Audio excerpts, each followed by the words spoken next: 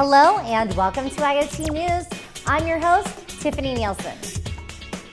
Smart cities begin with smart infrastructure, and the growth of IoT is transforming the global escalator market.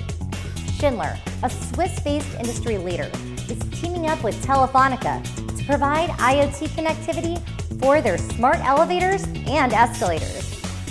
The company's platform, Schindler Ahead, is the world's first fully digitized, closed-loop information system for maintenance and emergency services.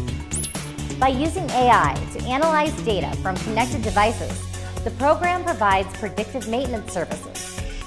Like other legacy players, Schindler has adopted the Internet of Things as a means to create a competitive product that offers customers high-quality service and increased safety and reliability.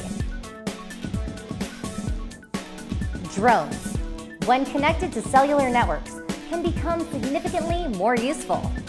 By adding a cellular modem and a SIM card, companies can create solutions for natural disasters, emergencies, and other situations that require visuals beyond the line of sight.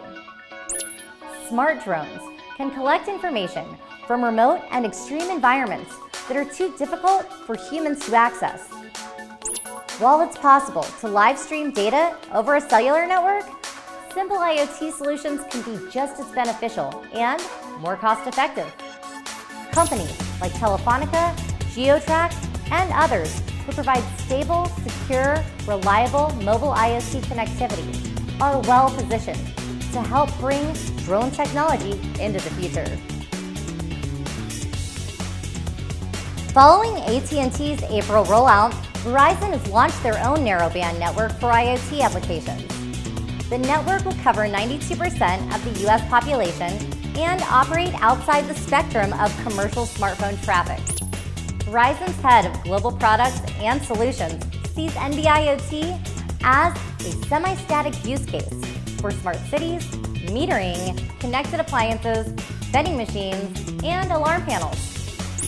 The network, which operates on 180 kHz frequency, supports NB-IoT devices and is designed to reduce power consumption, maintenance costs, and support significantly extended battery life.